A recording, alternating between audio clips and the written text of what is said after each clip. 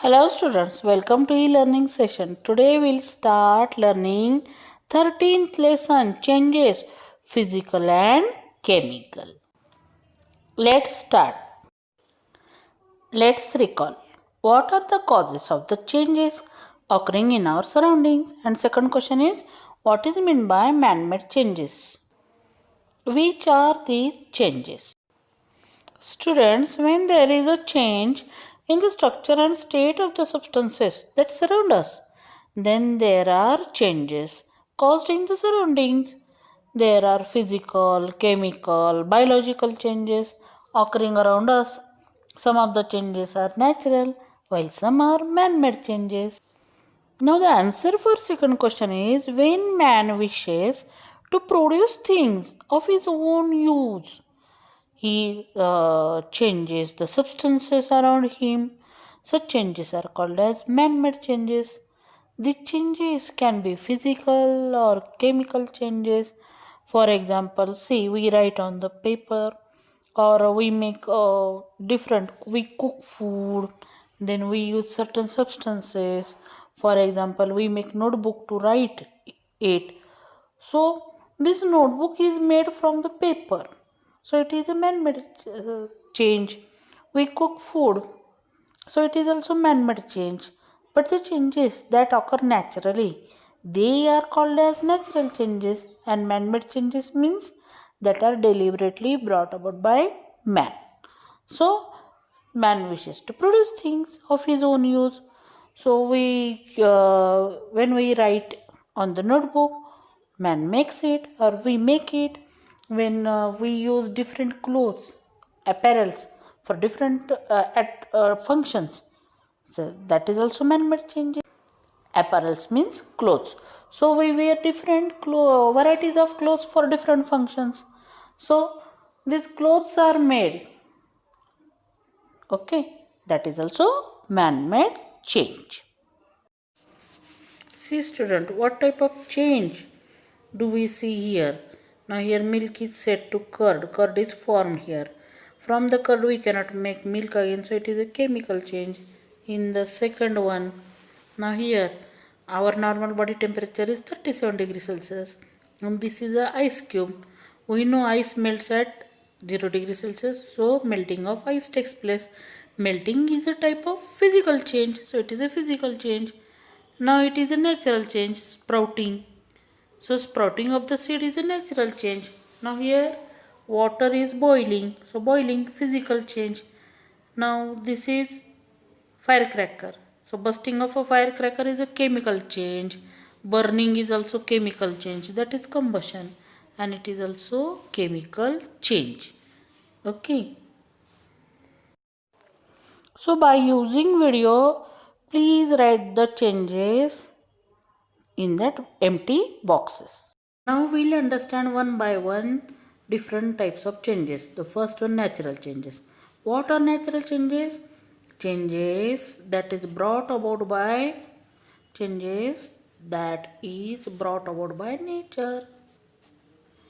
Brought about by nature are called natural change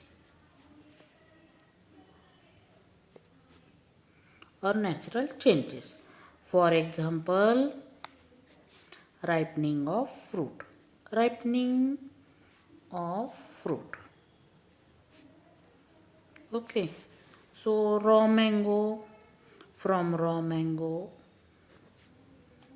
to ripe mango. So raw mango is green in color. Okay, green in color. From then its taste is sour. Okay, so all these things get changed and it becomes yellowish red in color, yellowish red, and taste is sweet. So such change is called as natural change. It happens naturally. See, these are the raw mangoes on the tree. Okay, they are green in color. See, these are the raw mangoes, green in color, sour in taste. Their smell is also like somewhat sour. And after ripening, they become yellowish in color. Their taste is sweet, and it happened on the tree. It is natural. So the change is called as natural change. So ripening of the fruits is a natural change. Can you tell other examples of natural change? Yes, natural changes are growth of a tree. Okay, from seedling to a tree or plant is a natural change. When you grow in height, it happens naturally, so it is a natural change. Okay, leaves falling from the tree are also example of natural change. Opening of a bud into flower is also an example of natural change. Now we'll understand next change, that is useful change. Next type of change is useful changes. Okay, next change is useful changes.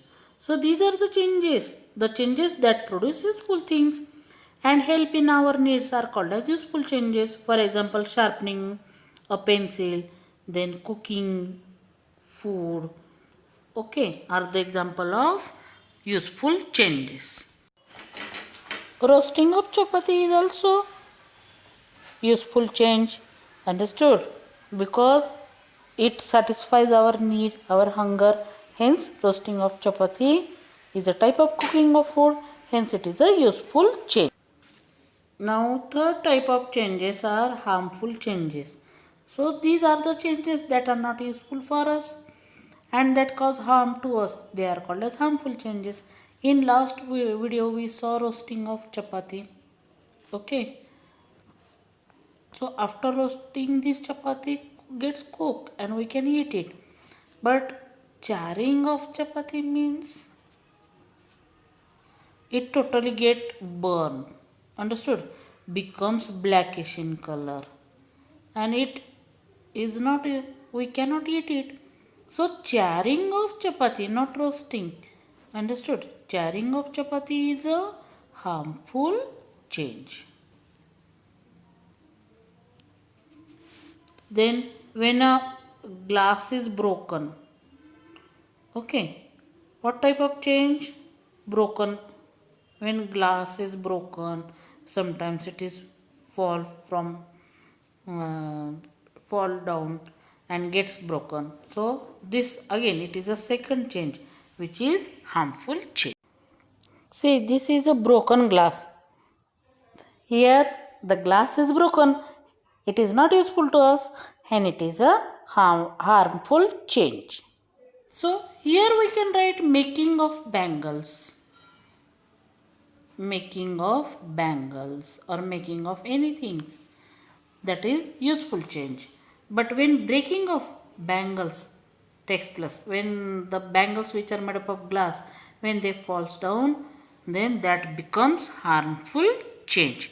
Then tearing of paper, tearing of paper is also example of harmful change. Now use your brain power. Tell me what kind of change is falling a tree in a storm. When a tree is falling down in a storm, then it is a harmful change. Understood? Because tree is a home for many birds. They will die when their home it falls down and gets broken, then they will die in that storm. And what kind of change is a conversion of milk into yogurt? When milk get converted into yogurt, it is a useful change. Understood? Yogurt is a type of sweet curd. So many students like, I think, curd. So making a yogurt from the milk is a useful change, while on the other hand falling of a tree in a storm is a harmful change. Now there are two changes again. Till now we learn natural changes, useful changes, harmful changes. Now we learn next two changes, fast or quick changes and slow changes. Now fast changes takes place rapidly. Understood? For example, bursting of balloon. then cutting of paper. It takes place very fast. But on the other hand, making of balloon is quite time consuming. So making of balloon is a slow change. Then cutting of paper takes place in a short period of time. But making of paper, it takes place in a longer, it takes place little bit longer. No, longer period of time. Then what are slow changes? It takes place over a long period of time. Fast changes takes place rapidly and it takes place over a long period of time. So such changes are called as slow changes. Changes that can occur in a forward and reverse direction, such changes are called as reversible changes. Now see, melting of ice into water.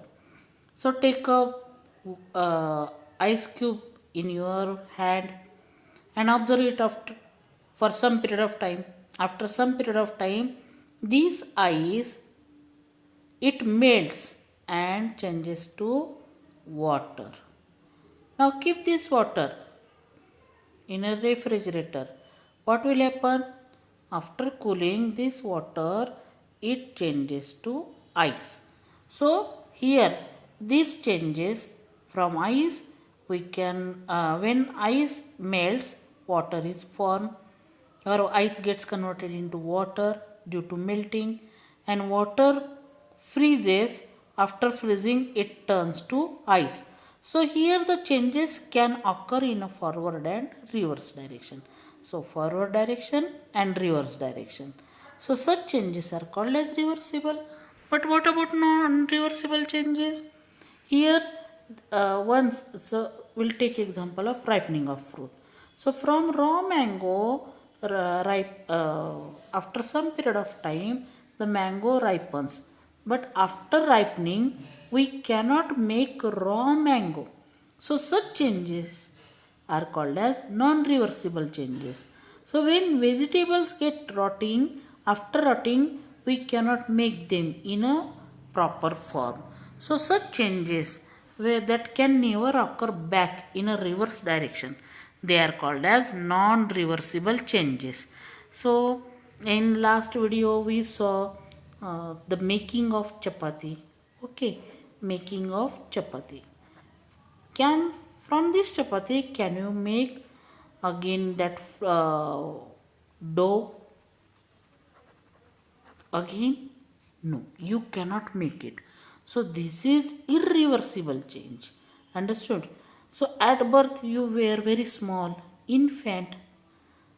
After growth you turn to that teenager. Now your age is 12 year. So from teenager can you become infant again? No. So your growth is irreversible. Understood? Got the point? Understood the difference between reversible and irreversible changes? Yes. Here we are finishing today's part of the lesson. We'll meet in next session with new examples. Till then, bye.